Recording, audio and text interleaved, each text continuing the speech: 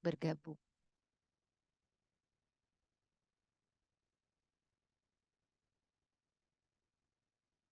Selamat datang sekali lagi dalam webinar ini. Jadi beberapa menit lagi kita akan mulai. Terima kasih sudah bergabung.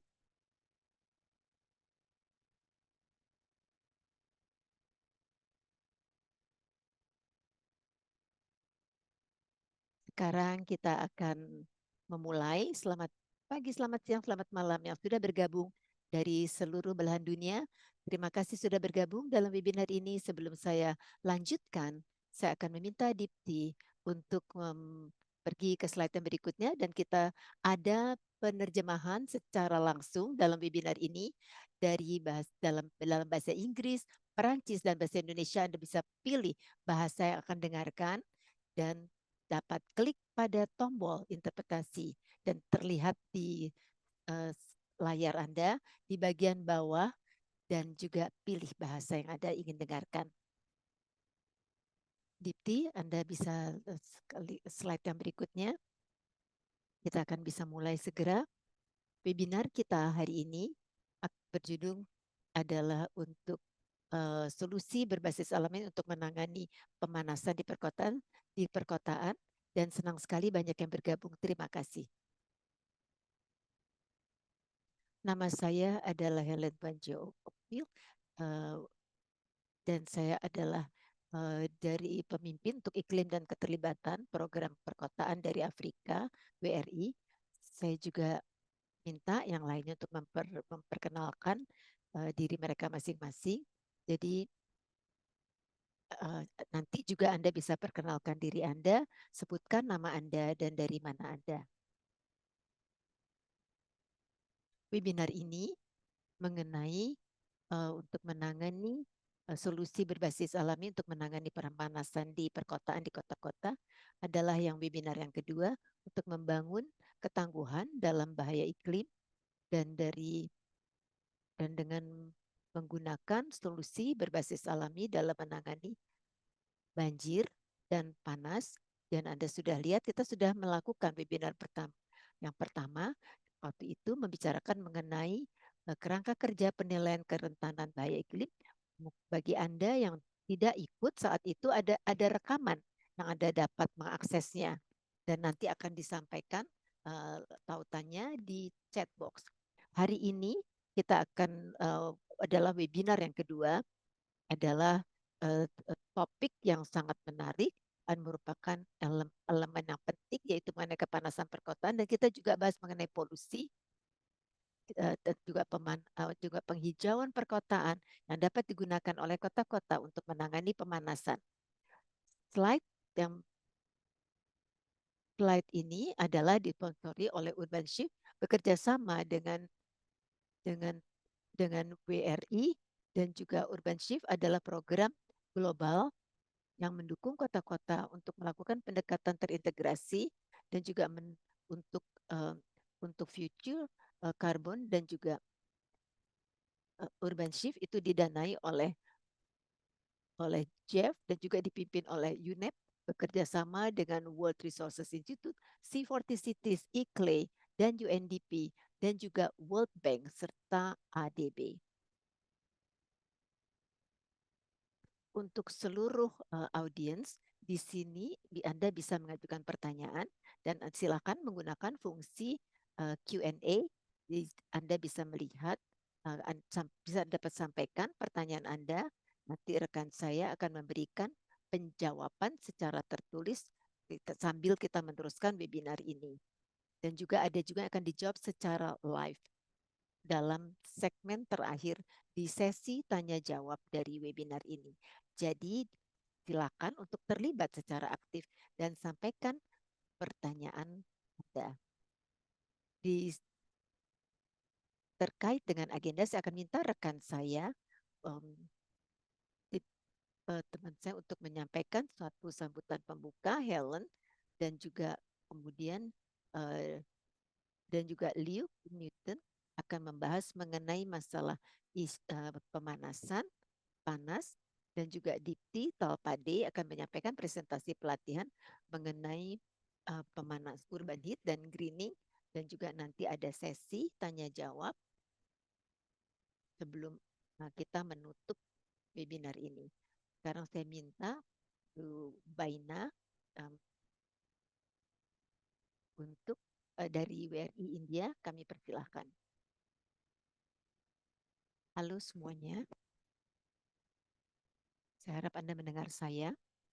Halo semuanya, terima kasih sudah mengundang saya untuk berbagi pengalaman bekerja dalam mengenai terkait dengan pemanasan panas di perkotaan, dan kita sudah bekerja di berbagai kota terkait dengan hal ini, dan juga dengan juga untuk persiapan mengenai masalah bencana ini, dan juga untuk mendapatkan solusi berbasis alami, dan juga untuk merencanakan, mendesain, dan intervensi dalam observasi yang saya ingin bagikan menurut pengalaman saya.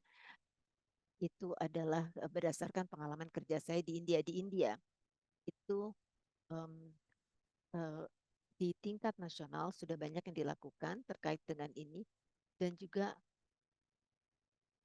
para kota dan distrik itu dapat melakukan tindakan terhadap hal ini dengan cara yang berbeda-beda, jadi tanpa adanya mandat. Jadi ini memungkinkan intervensi, dan juga sudah ada tantangan juga dalam prakteknya dalam menangani um, orang-orang yang paling terkena dampak dalam dalam masyarakat kita, dan juga praktik-praktik ini,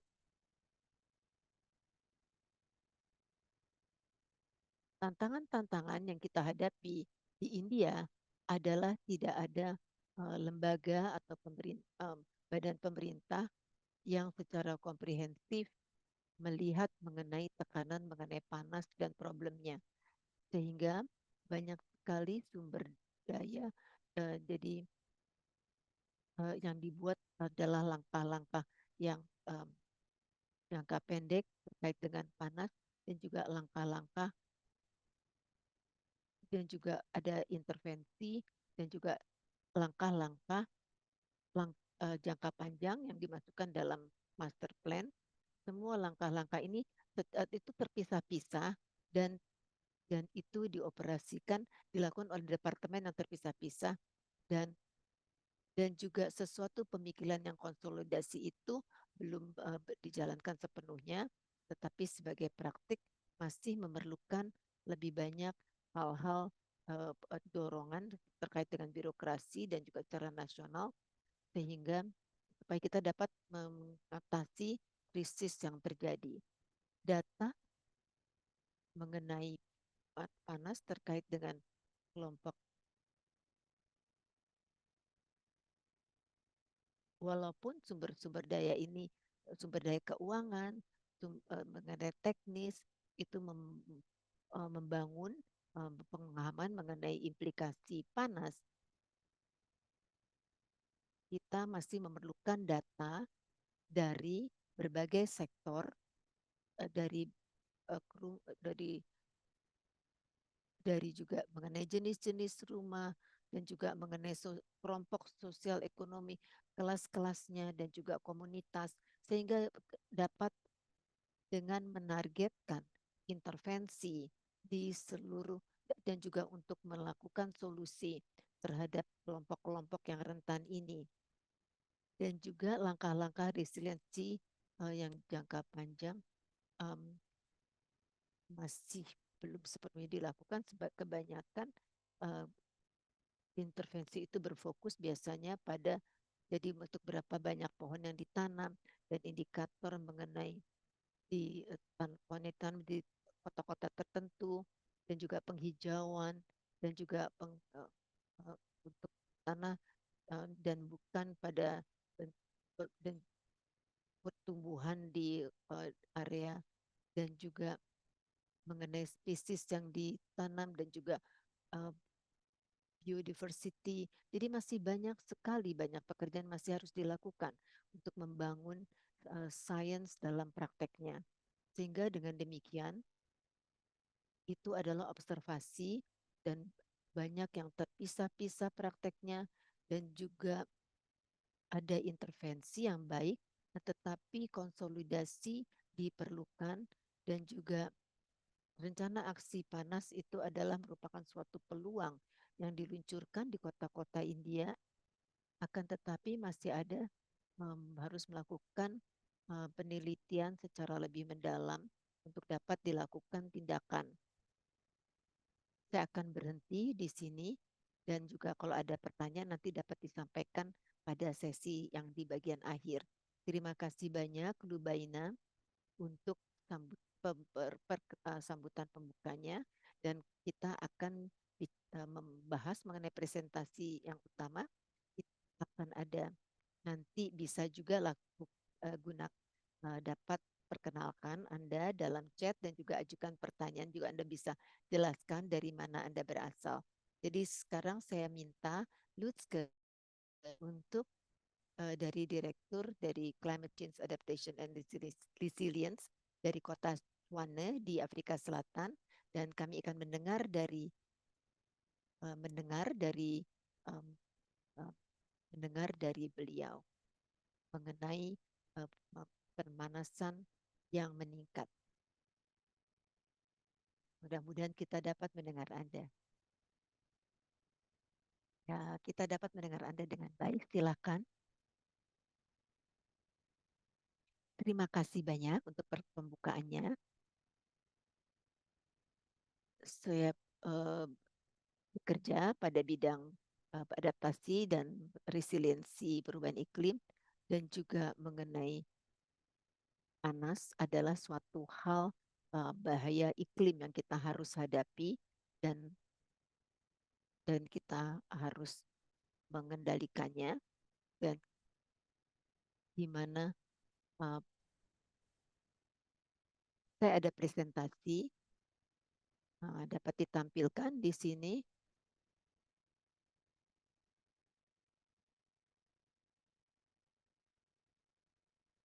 Saya bicara apa yang dimaksudkan dengan tantangan panas di perkotaan di Cuana. Jadi ini kita sudah mengembangkan suatu jadi ada suatu hal yang berbasis bukti bahwa memang ini merupakan tantangan di Cuana.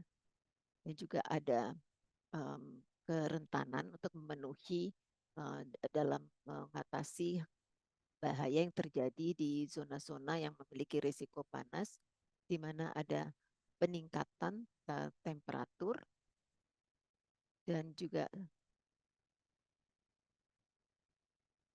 jadi sebenarnya temperatur tidak boleh untuk diperbolehkan untuk naik lebih dari 1,5 derajat dan juga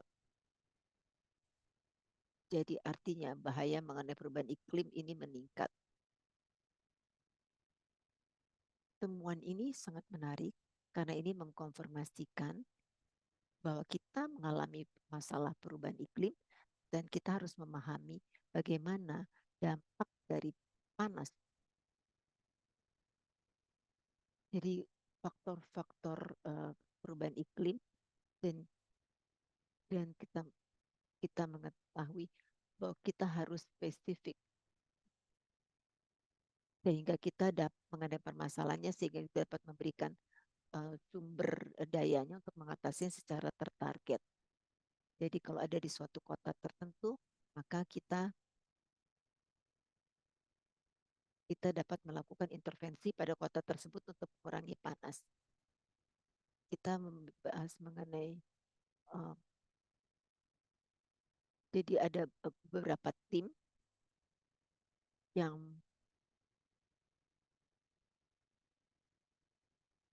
kita juga mempelajari bahwa sebagai tim kita menguatkan narasi bahwa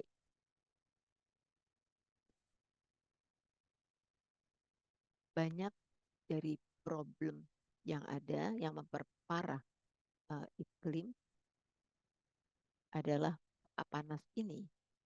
Ketika melakukan USA studi, kita perlu melihat kota-kota yang rentan terhadap perubahan iklim ini dan kita melihat dari jadi kita jadi kita melihat daripada panas, kebakaran dan banjir dan juga em, dan juga kita melihat kerentanan lingkungan dan juga sehingga kita juga dapat benar-benar memahami bagaimana komunitas-komunitas yang rentan terhadap hal-hal ini, terhadap tekanan dari adanya panas ini. Ini juga dimasukkan ke dalam asesmen kerentanan dan kita sudah melakukan rencana aksi semuanya berbasis bukti untuk di kota untuk secara spesifik menangani bahaya iklim dan kita harus memiliki pemahaman bagaimana panas ini mempengaruhi Anda dan juga ada bagaimana pemahaman terkait dengan sosial dan lingkungan hidup dan ada hal yang menarik juga jadi mengenai kita juga kemitraan dengan konsul di Afrika Selatan melihat dampak daripada panas terhadap transportasi publik dan juga secara spesifik terhadap industri tekstil dan juga kita melihat juga kita di sini kita melihat pada sektor transportasi publik dan juga melihat dari segi panas juga melihat dampaknya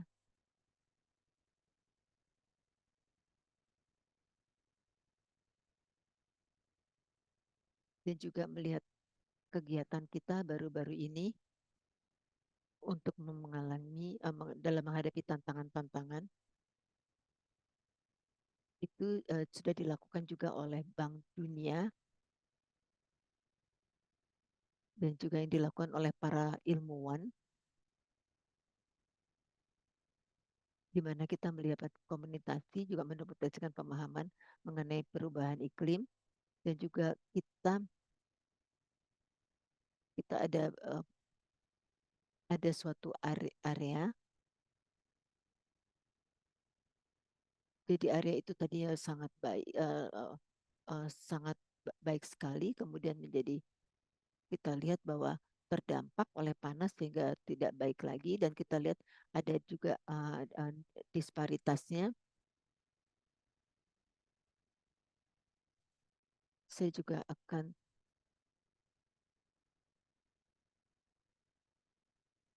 dengan semua studi dan juga kemitraan ini dalam studi ini kita dapat mengkonfirmasi mengenai tantangan mengenai panas di perkotaan. Ini ada gambar-gambar. Di sini adalah footprint dari um, panas di perkotaan dan juga lingkungan hidup kita menjadi lebih panas sekarang.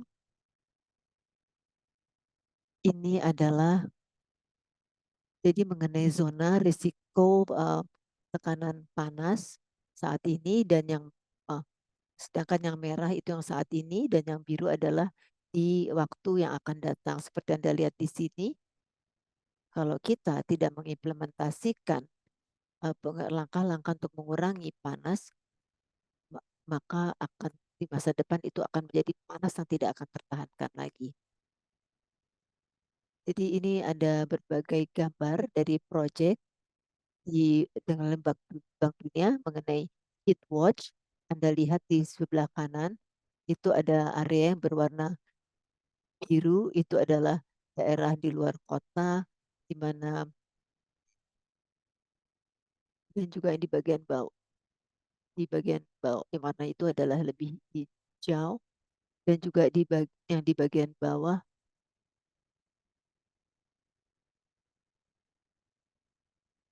jadi ada dampak.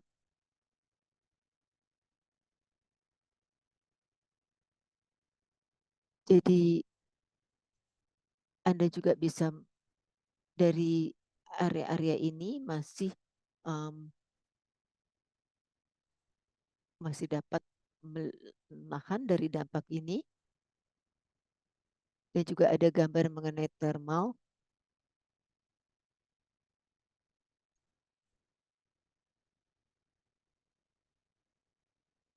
Itu warnanya menjadi lebih kuning dan lebih panas. Kita juga bahas mengenai kualitas daripada tutupannya, dan juga jadi kualitas daripada tutupan atau perlindungan dari panas. Jadi kalau orang menanam pohon itu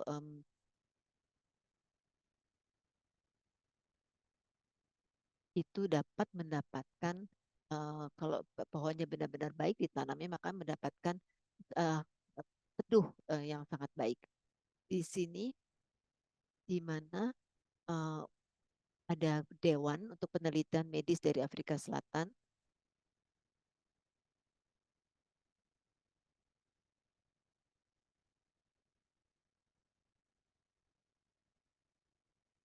Ketika Anda melihat taksi ini, itu sangat baik sekali. Jadi itu terlihat bersih dan sangat teratur. Tapi kalau Anda lihat uh, bentuk daripada tekstilnya, itu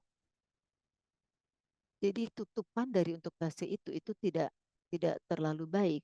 Jadi kalau saya lihat penutupnya dari taksi tersebut itu di tempat itu tidak cukup memadai.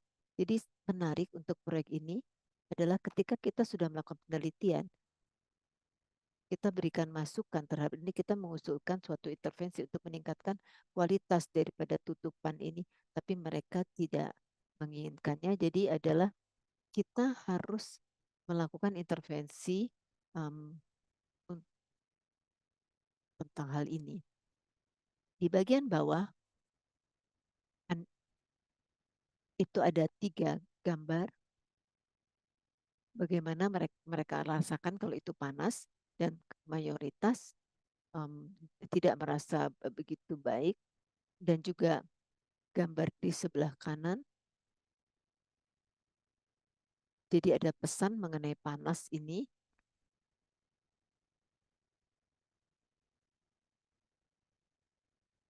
dan kita kita memiliki tools yang kita bagikan kepada orang.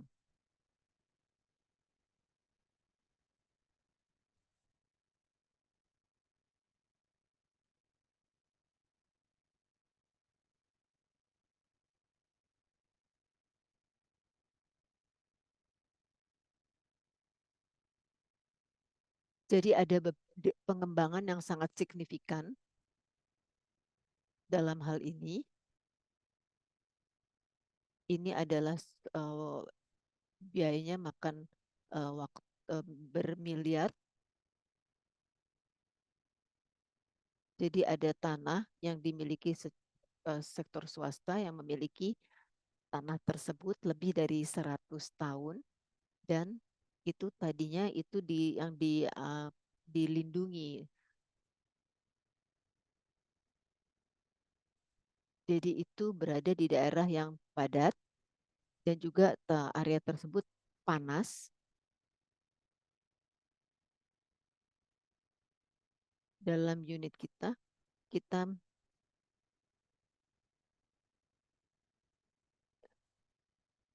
dan juga jadi saya melihat adanya panas, dan saya merasa khawatir tentang panas ini. Keresahan kita adalah bagaimana itu dapat berdampak pada area tersebut, dan karena area itu tadinya memang sudah sangat panas. Kita melakukan sinergi dengan WWF dan juga International Institute for Sustainable Development, di mana mereka melihat daripada studi kasus, dan dan ini adalah uh, hal yang harus dilakukan aksi, dan ada peluang untuk melakukan pengembangan dalam bidang ini.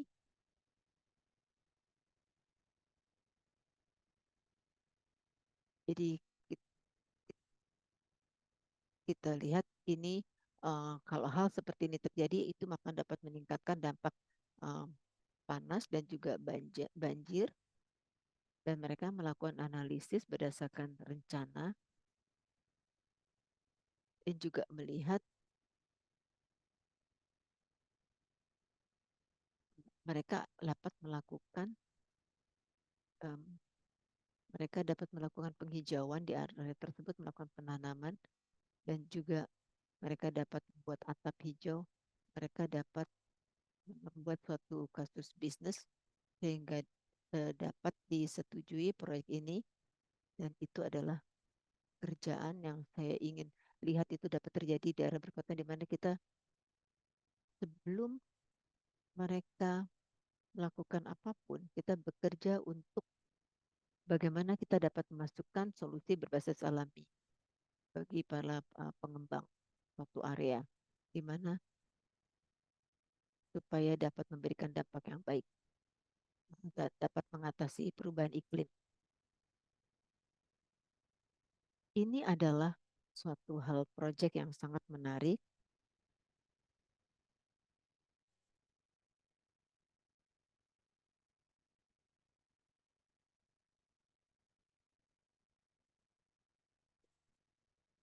Banyak sekali yang dalam sektor formal.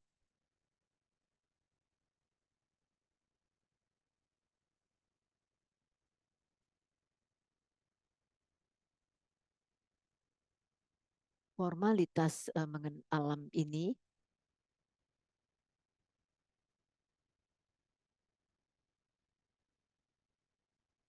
terminologi yang kita gunakan di Afrika Selatan.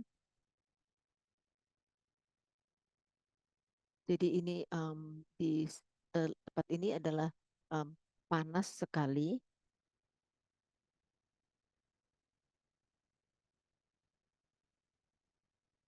Ada organisasi di Afrika, National Development Institute, dan dalam program supaya mengurangi panas, mereka mengecat.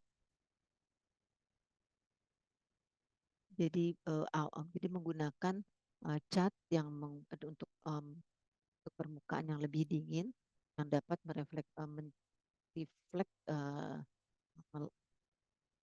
cahaya, dan juga dalam intervensi ini mereka dapat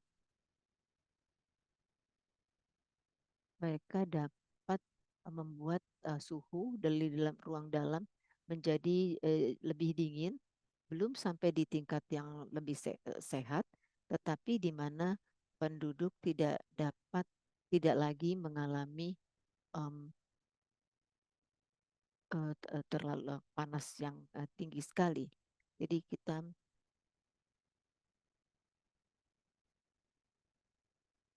tapi itu tidak diterima dengan baik karena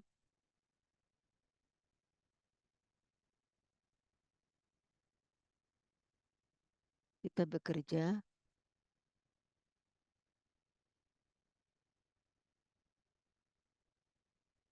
jadi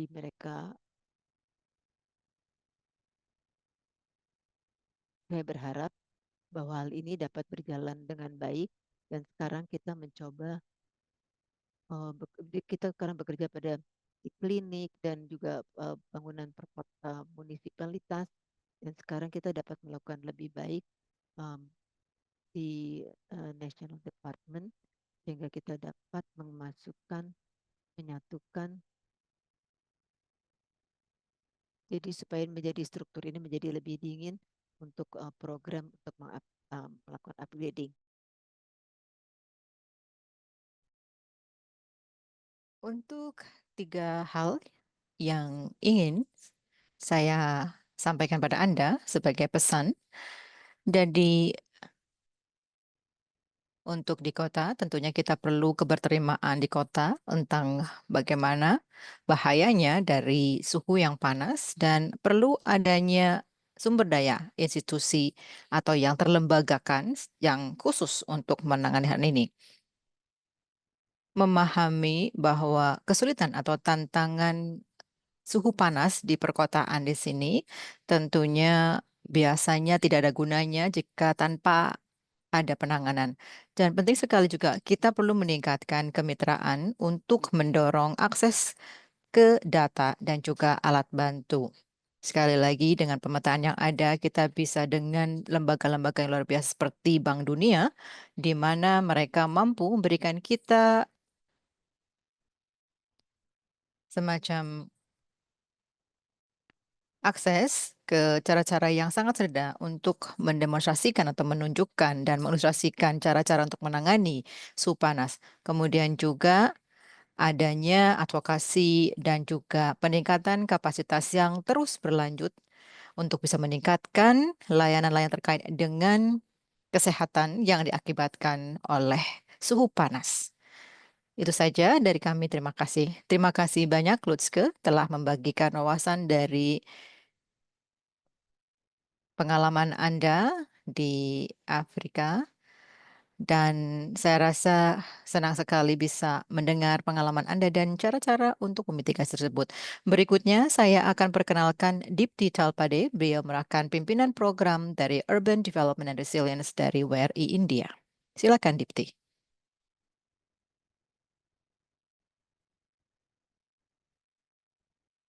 Halo semuanya, terima kasih telah mengikuti webinar ini. Dan kali ini webinar mengenai solusi berbasis alam dan juga untuk penghijauan di wilayah perkotaan. Dan tentunya ini merupakan bagian dari upaya kita dalam ketangguhan suhu panas atau iklim. Dalam presentasi hari ini, sebentar,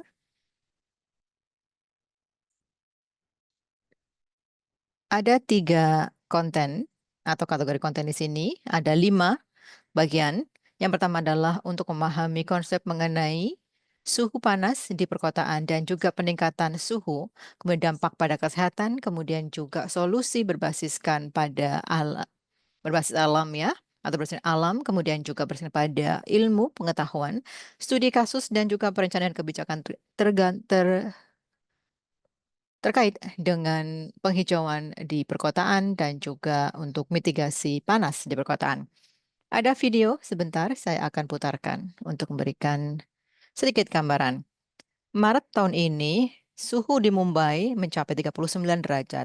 Namun sebetulnya di daratan atau di permukaan terasa lebih panas dari 35,9. Dan dalam rencana aksi iklim kita, kami ingin juga mengidentifikasikan risiko di wilayah-wilayah yang berisiko tinggi. Dan kita mulai untuk mengukur suhu di seluruh kota. Kita menggunakan ada weather stations yang kita gunakan di sana atau alat pemantau suhu yang kita bisa lakukan. Kemudian kita menggunakan Google Earth sebagai platform dengan data terbuka di sini yang bisa diakses secara publik, kita bisa menggunakannya dengan baik, dengan memplug atau menghubungkannya dengan beberapa baris kode dan juga kita bisa melihat. Serta juga mengenali bagaimana sistem dari atap atau roofing yang ada di seluruh negara. Kita lihat ada Dharavi dan juga ada Mahim di sini sebetulnya cukup dekat, namun ada suhu yang berbeda atau cukup berbeda yaitu 5 derajat perbedaannya dan karena di sini tidak adanya vegetasi. Kemudian ternyata kita lihat ada kantong-kantong di seluruh kota yang memiliki suhu lebih tinggi daripada yang lain. Sekarang kita bisa memperlihatkan kepada pegawai pemerintah atau pada pejabat pemerintah untuk melihat hal ini. Peta yang diekstraksi dari Google Map bisa membantu kita untuk mengenali kantong-kantong risiko-risiko tinggi terkait dengan peningkatan suhu. Kemudian langkah berikutnya untuk memahami isu pada lapangan dan juga mengimplementasikan langkah-langkah tindakan untuk penataan sistem atap dan juga untuk penghijauan. Dan sekarang kita melihat adanya reboisasi yang terjadi di seluruh kota. Dan ini memang langkah kecil, namun ini menuju ke arah yang benar. Dan kita ingin agar kota yang ada di India bisa lebih tangguh dalam menghadapi peningkatan suhu di masa depan. Video ini memberikan kita ide mengenai di mana sebetulnya adanya zona-zona yang mengalami peningkatan suhu dan bagaimana kita bisa memanfaatkan upaya-upaya untuk bisa mengatasi peningkatan suhu tersebut termasuk juga dengan penghijauan. Dan bagaimana kita mendefinisikan urban heat atau peningkatan suhu di wilayah perkotaan. Di sini kita lihat ada LST atau land surface temperature, suhu permukaan tanah. Dan sebenarnya adalah bagaimana sebetulnya permukaan bumi terasa ketika kita merasakannya di sini pada lokasi tertentu. Jadi kita lihat ada beberapa hal atau beberapa titik di sini di Mumbai saja. Kemudian di bawah di sini adalah untuk peta LST-nya. Kemudian jika Anda lihat kepadatan dari tutupan atau vegetasi di sini, misalnya di Taman Nasional di Mumbai, Anda bisa lihat hubungannya dengan LST dari hijau di sini berarti di bawah 26 derajat Celcius dan sekarang sekitar 28 ke atas menjadi kuning, jadi tadinya hijau. Kemudian juga karena ada urbanisasi, kita lihat juga bagaimana perubahan kepadatan penduduk dan urbanisasi berpengaruh pada peningkatan suhu. Kemudian Anda bisa lihat bagaimana bahan-bahan atau materi itu merespon berbeda pada suhu. Misalnya, kita lihat adanya penguapan, kemudian juga ada penurunan pada temperatur dengan adanya vegetasi. Kemudian kita lihat adanya badan air juga akan ada evaporasi. Kemudian kalau hijau di sini berarti adanya vaporisasi. Ya, kemudian kita lihat bahwa ini yang terjadi. Ini salah satu dari konsep dari LST. Selain dari pemanasan suhu global yang kita lihat yang telah meningkatkan suhu di seluruh dunia. Ini konsep lain yang saya tahu bahwa semua orang sudah familiar. Kita sebut sebagai UHI atau UHI atau Urban Heat Island. Kita lihat di mana ada fenomena di mana wilayah-wilayah perkotaan lebih panas dari secara signifikan dibandingkan pada wilayah pedesaan di sekitarnya. Kemudian juga kita lihat karena di wilayah-wilayah pedesaan biasanya ada vegetasi yang lebih padat dan ini juga mempengaruhi peningkatan suhu di sana. Dan juga di sini ada gambaran perbedaan suhu pada malam hari dan pada siang hari. Dan kita lihat adanya perbedaan suhu yang ekstrim di wilayah perkotaan. Kemudian, memahami apa dampak kesehatan pada manusia khususnya. Bahwa kelembaban dan cara kita dan rasa kita merasakan kelembapan dan kita merasa lebih panas sebetulnya dari suhu yang sebenarnya. Di sebelah kiri Anda bisa lihat kalau Anda bisa lihat HP Anda, kemudian ada aplikasi tentang cuaca di sana, Anda lihat suhunya 30 derajat, tapi rasanya seperti 39 derajat karena adanya kelebihan kelembaban yang terjadi.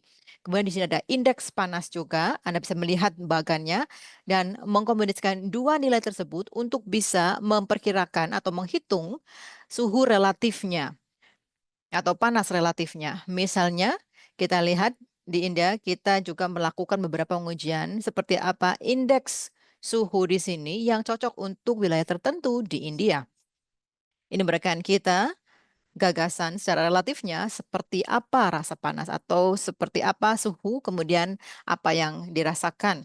Kemudian juga ada gelombang panas. Gelombang panas merupakan periode yang berkelanjutan atau yang lama dari suatu wilayah di suatu wilayah. Dan sekali lagi tentunya heat atau definisi dari heat atau panas ini berbeda-beda dari satu negara dengan negara lainnya. Dan tentunya perubahan iklim merupakan faktor yang signifikan dalam berkontribusi untuk meningkatkan frekuensi dan intensitas dari gelombang panas tersebut. Dan kita lihat juga bahwa kita lihat ada wilayah di mana ada panas yang terjebak, kemudian kita lihat bahwa jika terjadi hal seperti itu, maka gelombang panas akan semakin parah. Kemudian bagaimana? Kemudian panas di perkotaan berpengaruh pada kesehatan. Kalau kita misal lihat bahwa biasanya orang tinggal di luar ruangan dan di dalam ruangan, pada suhu 37 derajat biasanya adalah suhu tubuh manusia yang normal di sini. Maka jika ada penambahan 2 derajat Celcius, ini akan berisiko pada kemampuan mereka untuk bisa melakukan berbagai tugas sekaligus dan juga akan berpengaruh pada kinerja mereka. Kemudian, jika meningkat 3 derajat, maka ini bisa mengakibatkan heat stroke. Kemudian, ini adalah beberapa cara di mana ada dampak suhu panas terhadap tubuh. Kemudian siapa saja kelompok paling rentan? Anda tentunya lihat misalnya warga Manula atau para orang tua yang atau usia lanjut di sana, mereka tentunya akan terpengaruh lebih banyak. Kemudian mereka yang sedang mengandung, kemudian bayi dan anak-anak, kemudian juga orang-orang atau pengungsi, biasanya mereka juga akan rentan terhadap kondisi panas. Ada hubungan antara tutupan vegetasi dengan peningkatan suhu. Di sebelah kiri Anda bisa lihat ini adalah peta Mumbai. Jika Anda melihat misalnya ada titik-titik merah, ini adalah suhu biasanya lebih tinggi 4 sampai 5 derajat lebih tinggi daripada yang lainnya. Kemudian untuk yang hijau, di mana tutupan hijau atau vegetasi di sini, di mana suhunya itu lebih rendah. Kemudian ini studi yang dilakukan yang menunjukkan jika adanya 10% peningkatan vegetasi, khususnya untuk tutupan pohon atau hijau, maka ada penurunan beberapa derajat atau 1 derajat Celcius. Jadi Anda bisa lihat bahwa jika adanya 40 derajat lebih kurang, maka kita lihat akan adanya jika vegetasi campuran itu kurang dari 40%, maka tidak akan ada penurunan pada LST. Ini merupakan sudut pandang yang penting untuk memahami di mana ada keragaman hayati dan bukan saja satu jenis pohon. Reboisasi atau penghijauan dan mengapa penghijauan? Tentunya ada solusi lainnya yang bisa dilakukan misalnya dengan atap yang lebih dingin atau yang tidak menyebabkan terlalu panas dan lain-lain.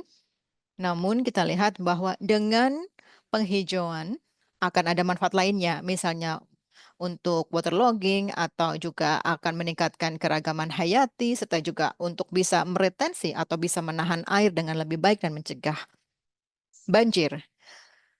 Hal lainnya yang sudah kita bahas juga adalah solusi-solusi berbasis alam. Solusi berbasis alam merupakan solusi yang mencakup salah satunya penghijauan, termasuk juga bukan saja hutan di perkotaan, namun juga solusi green building atau bangunan yang lebih lestari, kemudian juga untuk retensi keragaman hayati, dan selain itu ada manfaat sosial dan ekonomi kepada masyarakat. Dan jika kita melakukan atau mencari solusi berbasis alam, maka akan ada manfaat lainnya yang juga akan menempel pada upaya tersebut.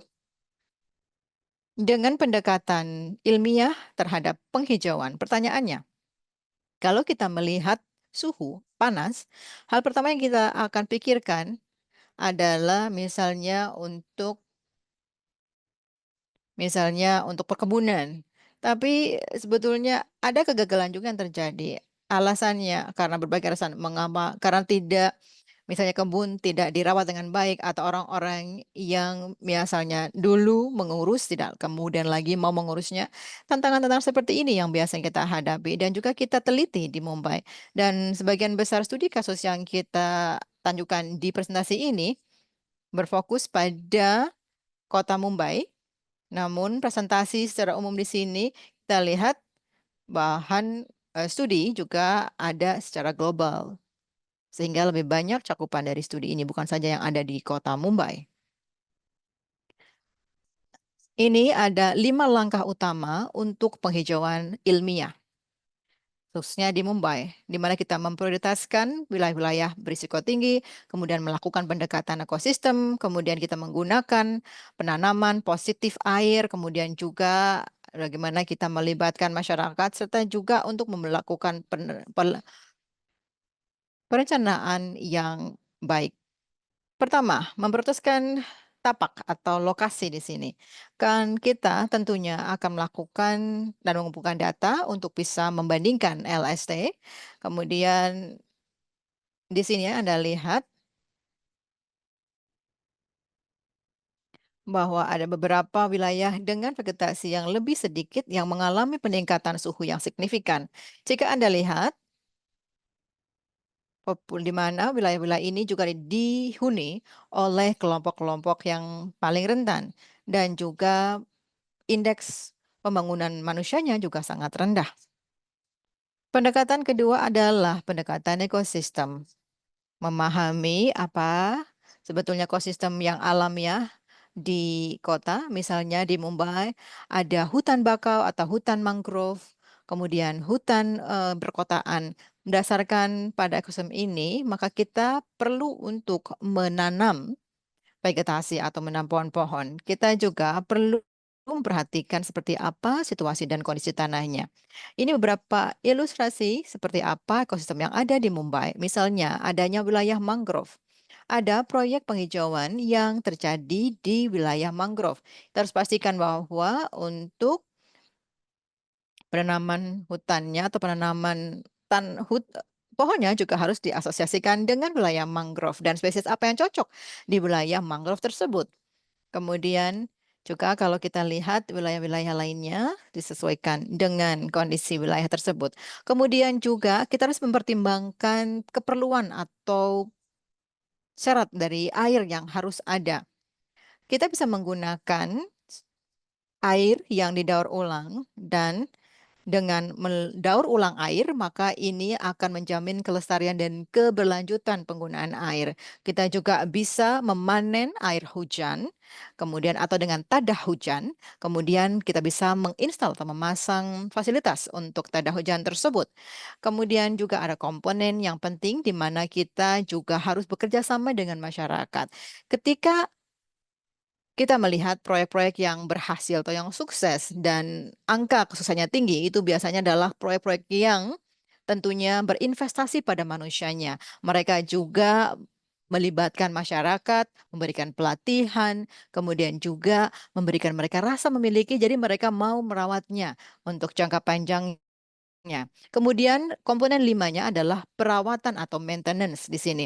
Pahami anggaran yang sudah ada di sini untuk proyeknya dan juga pahami apakah ada untuk kedepannya sehingga kita bisa juga untuk menjaga keberlanjutan dari proyek tersebut serta juga bagaimana nanti untuk alih kepemilikannya. Kemudian kita lihat ada ruang terbuka dan juga wilayah alamnya. Ada berbagai tipe dari desain penghijauan yang bisa kita adopsi atau gunakan. Dan tentunya ini tidak kaku pada misalnya wilayah-wilayah seperti ini. Jadi Anda bisa mungkin ada berbagai macam seperti taman kupu-kupu atau mungkin kebun masyarakat atau juga area-area lainnya. Ada beberapa aspek tapi ketika kita ingin meningkatkan program penghijauan, jadi Anda harus melihat seperti apa wilayah alamiahnya perlu juga dilestarikan. Misalnya sudah ada hotspot untuk keragaman hayati, Anda bisa meneruskannya atau mengembangkannya. Jadi kita harus pahami wilayah-wilayah dan juga keunggulannya. Kemudian ini ada studi kasus di Mumbai di mana ada beberapa wilayah, ada sepanjang stadion olahraga. Kemudian ada dua desain untuk urban forest atau hutan atau warna perkotaan di sini. Kemudian Anda bisa lihat di mana kita melakukan tumpang sari untuk penghijauannya. Jadi kita campur berbagai ragam spesies pohon dan tanaman di sana. Kemudian Anda bisa melihat juga wilayah buffernya di wilayah Mumbai-nya dan ada 3 plot yang kami desain. Yang pertama ini sudah dilakukan sekitar sekitar 2 acre dari area tersebut. Kemudian ada berbagai departemen atau kementerian atau kantor pemerintahan yang terlibat, dan biasanya ini cukup langka sebetulnya kerjasama seperti ini di Mumbai. Kemudian juga di Marol, Mumbai, di mana ada hutan urban dengan sensitif air, adanya di sini untuk kolam penahan air atau retention ya, atau retention pond di dalam proyek ini yang dia berfungsi sebagai penyerap dari kelebihan air atau jika terjadi adanya genangan air. Kemudian strategi penghijauan juga untuk bangunan dan juga di kompleks perumahan, misalnya dengan pendekatan vertikal dan sebagainya. Kemudian juga untuk kebun-kebun di atas atap atau rooftop farming ada di sini Channel Resilience Center. Jadi mereka menanami tanaman pangan di atas atap mereka, dan dengan adanya seperti ini suhunya itu bisa turun 2 sampai 3 derajat ketika Anda melakukan metode ini.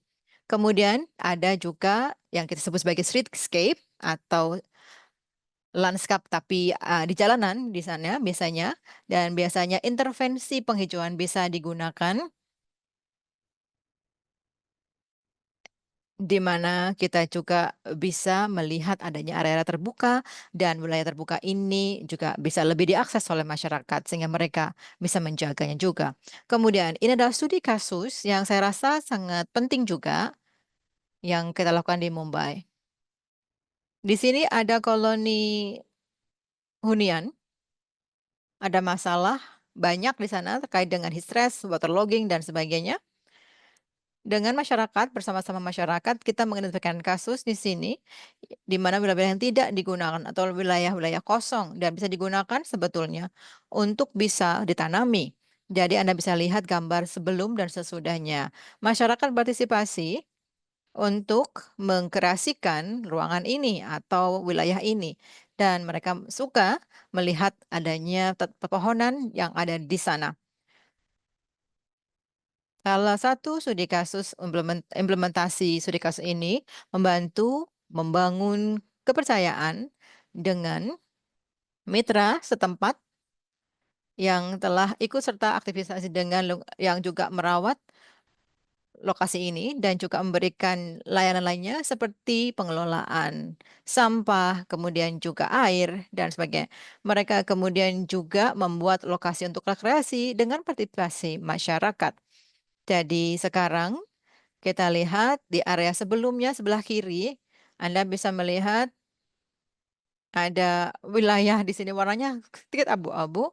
Kemudian ini juga ditanami dan kita melihat ini akan ditiru juga secara sporadik di wilayah-wilayah lainnya.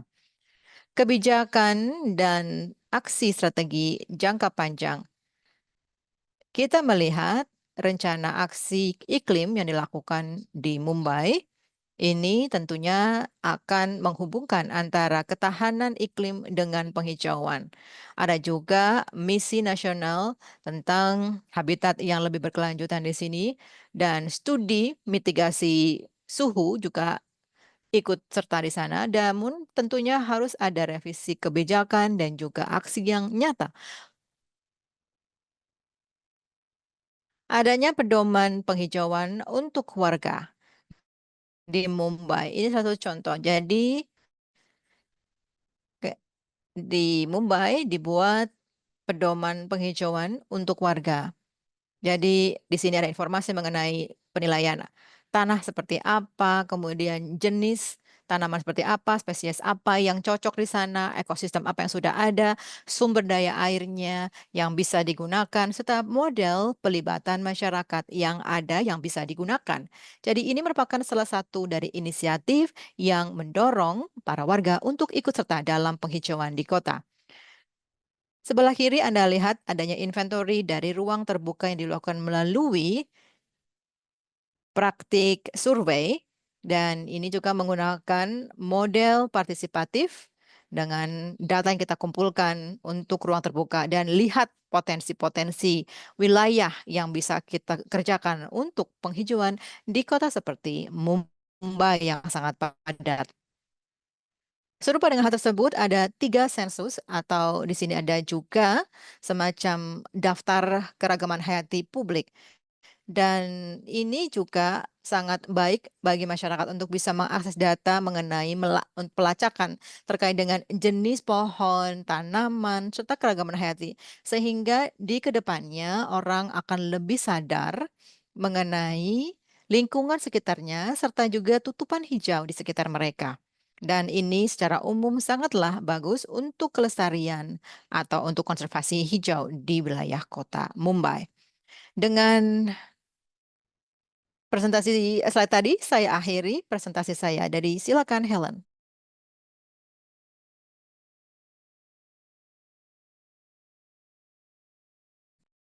Terima kasih Dipti yang sudah presentasi. Saya ingin mengingatkan pada peserta bahwa slide serta juga rekaman dari sesi ini akan tersedia untuk Anda nanti.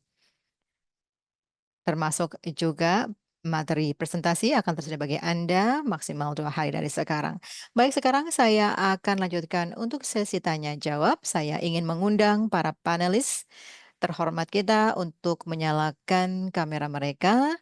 Ada Lubaina, Lutske, Dipti untuk menyalakan kamera dan menjawab pertanyaan yang sudah dimasukkan ke chat oleh peserta. Sejauh ini terima kasih banyak atas presentasi yang luar biasa Anda. Jadi silakan kita bisa jawab pertanyaan yang ada di chat. Baik, Dipti, ada pertanyaan tadi ya untuk Anda.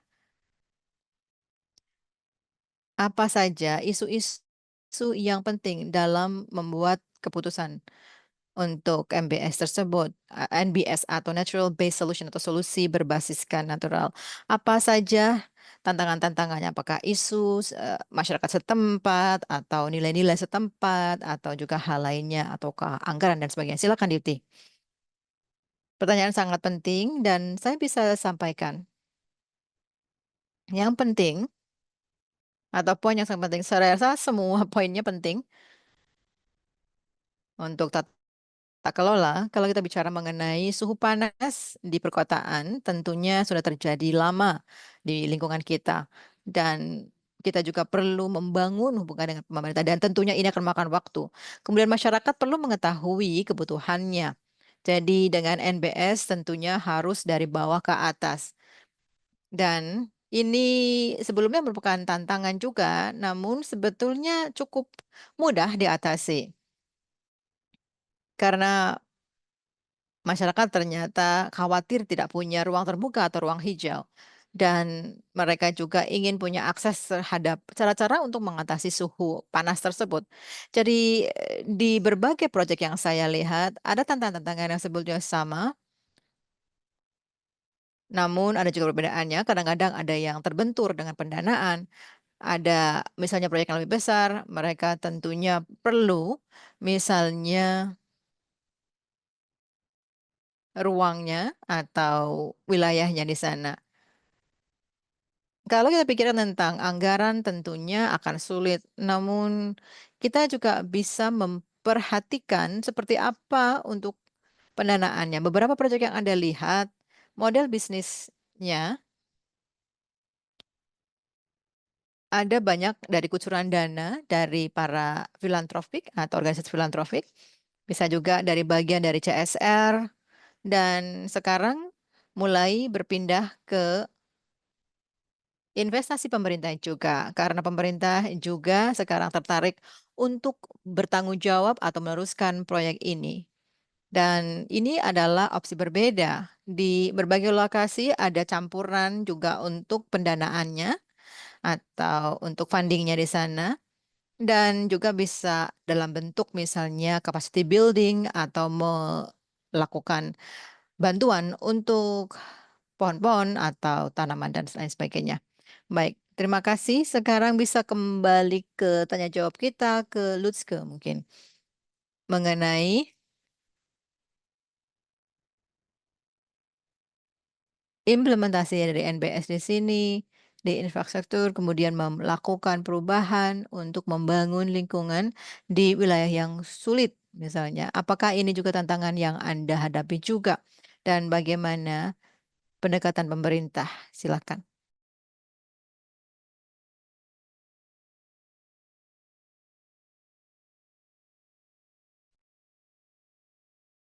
Ini sedikit berbeda di mana kita ada disparitas yang besar. Kita adalah munisipalitas yang terbesar. Jadi space atau ruang bukan merupakan tantangan kita. Jadi kalau Anda mengunjungi di kota dan juga kita juga Anda lihat itu sangat luas sekali dan juga banyak yang dapat Anda lakukan. Dan hambatannya adalah bagaimana kita dapat melakukan membuat struktur. Jadi kita memformulasikan pemukiman dan ini adalah Anda sangat spesifik. Anda dapat mendapatkan electricity atau permukaan ataupun um, listrik, air, tapi tidak ada ketentuan untuk infrastruktur. Dan saya rasa itu ada peluang di sini dan kita dapat melakukan untuk melakukan uh, jadi ruang bukan merupakan problem, tapi itu bukan di bagian lainnya tidak demikian. Jadi saya dapat berbicara sekarang mengenai salah satu munisipalitas lainnya. Tony memiliki munisipalitas yang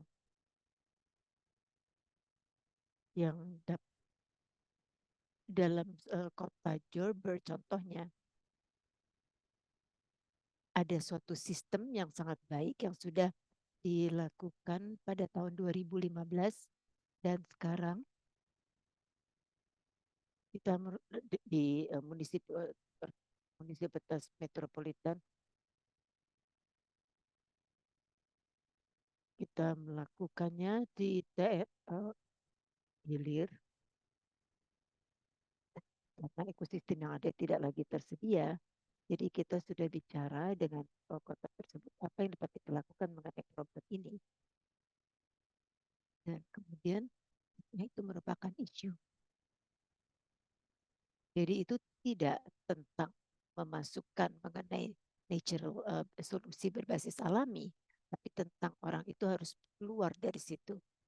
Dan kita perlu memulihkan ekosistem di situ dan juga ada banyak pertanyaan bagaimana dapat menemukan ruang karena mereka sangat terbatas.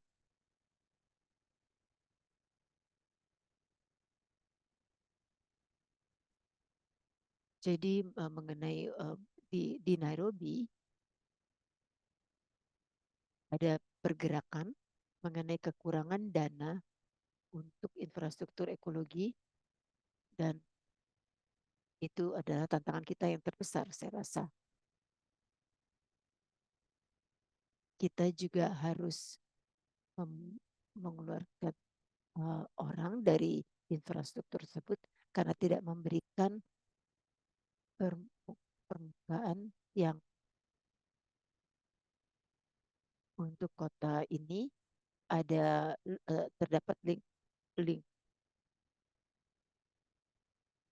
Kalau Anda melihat daripada kerentanan terhadap iklim, jadi kerentanan lingkungan hidup itu adalah di mana kita terpapar dan juga mendapatkan dampak negatif akibat bahaya iklim karena panas, kebakaran, dan banjir. Apakah saya tidak tahu apakah ini menjawab pertanyaan Anda? Oke, baik. Ini sudah menjawab pertanyaan saya. Nanti akan saya kembali lagi kepada pertanyaan terakhir. Sebelum pertanyaan terakhir, Lubaina,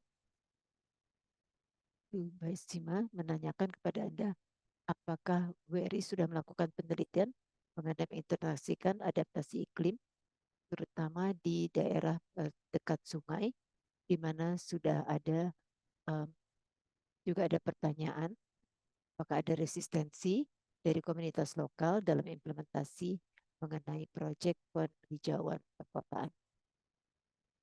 Terima kasih Helen.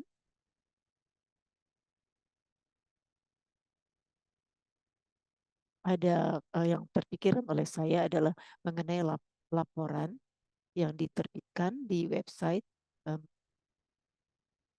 yang mengenai hal yang terjadi di Brasil, India, dan Indonesia yang berfokus pada menilaikan kapasitas resiliensi dalam pemukiman dan juga kota rentan di kota ini, di negara ini, di mana penelitian dan juga dampak untuk pemukiman ini dan bagaimana cara orang mengadaptasi dalam berbagai konteks itu di nanti saya sampaikan linknya di chat box yang dan juga hal ini mengenai daerah yang penghijauan ini berdasarkan riset dan juga melibatkan metode penelitian supaya dapat memahami apa dampaknya dan dan bagaimana anggota komunitas dalam memposisikan dirinya dalam proyek ini dan terus memelihara dan juga memiliki ke- kepemilikan terhadap proyek ini sehingga mereka dapat membagikannya juga nanti di chat. Jadi saat ini kita bekerja dalam intervensi di Mumbai. Yang pertama adalah dalam pemetaan dan juga berfokus pada jadi ke lingkungan yang uh, rentan dan juga pemetaan di pemukiman informal di mana kita mencoba mengidentifikasi di mana penghijauan perkotaan dapat dilakukan dan juga dalam pemetaan ini kita uh, dengan juga bekerja dengan para uh, volunteer di daerah pemukiman ini dan juga memiliki alat untuk memonitor dan juga kita supaya dapat terus memonitor di sepanjang sungai dan juga di sepanjang tahun dan juga melewati berbagai musim dan juga kita bagaimana melihat air tanah itu dapat berubah dan bila ada solusi dapat diintegrasikan dalam perencanaan dan ini adalah intervensi penelitian yang dipimpin oleh dua komunitas dan juga ada proyek dengan berkolaborasi dengan berbagai mitra di di Australia yang disebut FSC. Nanti akan saya tuliskan singkatannya di chat box di Delhi di India di mana tim ini bekerja dalam di pemukiman informal yang yang tidak jauh dari daerah sungai dan kita belum bekerja secara spesifik um, secara dalam intervensi ini, tapi banyak dari pekerjaan kita dalam pemukiman informal adalah sekitar daerah persungaian karena banyak pemukiman yang berfokus pada tempat-tempat yang sensitif terhadap ekologi. Jadi itu adalah menjawab pertanyaan itu mengenai konflik. Jadi tadi Dipti sudah bicara mengenai hal tersebut untuk membangun kepemilikan. Itu memastikan bahwa anggota komunitas secara terus-menerus memiliki kepercayaan dan juga sumber daya untuk dapat memiliki dan memelihara intervensi ini selama jangka waktu tertentu karena banyak intervensi dalam pemukiman informal yaitu dari pendanaan CSR dan itu kira-kira makan waktu 1 tahun. Di luar itu mungkin ada dukungan tentang bagaimana komunitas itu dapat memeliharanya, tapi kita belum secara jelas dalam memiliki kerangka kerja hukum untuk dapat terus mendukung rencana pemeliharaan dan juga menjaga mata pencaharian dalam pemukiman informal yang sehingga itu tetap merupakan suatu tantangan dan banyak sekali pekerjaan yang sudah dilakukan di mana banyak sekali mereka tidak dapat memeliharanya lagi dan itu sudah terjadi dan juga ada banyak juga kegagalan juga menciptakan konflik. Jadi walaupun Anda membawa pekerjaan yang baru, selalu ada resistensi dari komunitas karena ada sesuatu yang mudah dipelihara dan juga ada juga tepi alam itu juga ada juga pemikiran atau metode yang baru dan juga ada juga sumber daya baru yang diperlukan, dan itu adalah kita dalam komunitas yang teknis ini kita harus terus membangunnya. Terima kasih banyak Lubaina untuk menjawab pertanyaan tersebut. Jadi Anda sudah menjawab pertanyaan mengenai pemeliharaan. Jadi karena waktu pertanyaan saya kepada uh, Lutske adalah mengenai dalam mendesain rencana aksi iklim, apa yang dapat Anda pertimbangkan mengenai polusi udara. Mungkin Anda dapat merespons dalam chat dan itu akan dapat membantu karena kita hanya ada waktu 3 menit lagi dan kemudian kita akan menutup acara ini. Saya mengucapkan terima kasih kepada panelis dan para pembicara yang sudah berbagi pengetahuan dengan kami semuanya dan juga kepada semua peserta yang sudah mengajukan pertanyaan, menyampaikan pertanyaannya dan juga nanti juga akan dijawab. Jadi senang. Sekarang saya akan menyampaikan minta Lubaina untuk menutup acara webinar ini. Senang sekali saya sudah menjadi MC Anda hari ini dan juga senang sekali melihat peserta dari berbagai belahan dunia dari Nairobi, Sao Paulo, Bugaya, Portugal, Pakistan, Bahrain, Irak, Australia, Kolombia, Nigeria, yang sudah bergabung dalam webinar ini. Terima kasih semuanya dan kami minta Ibu Lubaina untuk menutup webinar ini. Terima kasih semuanya sudah bergabung dalam acara ini. Kita melihat banyak sekali praktek-praktek yang baik dan juga dalam bidang-bidang yang juga jadi sama dengan pengalaman di kota-kota di bagian selatan seperti sudah sampaikan. Jadi ada suatu contoh mengenai intervensi berfokus mengenai pada microclimate dan juga komentar tadi Lutske adalah mengenai infrastruktur ekologi, bagaimana hal tersebut dimasukkan dalam mandat supaya dapat mengakselerasi untuk menggeser fokus untuk memulihkan sistem dan juga dan hal itu penting untuk dikedepankan. Dan juga terima kasih Diti sudah presentasi, sudah menyampaikan secara mendalam pekerjaan di Mumbai tidak hanya mengurangi suhu dan juga tekanan panas tapi juga di tingkat perkotaan dan juga tantangan-tantangan untuk melakukan mainstreaming pengaruh utamaan dan juga membuat praktek-praktek perbandingan dari Thwane dan Mumbai dan juga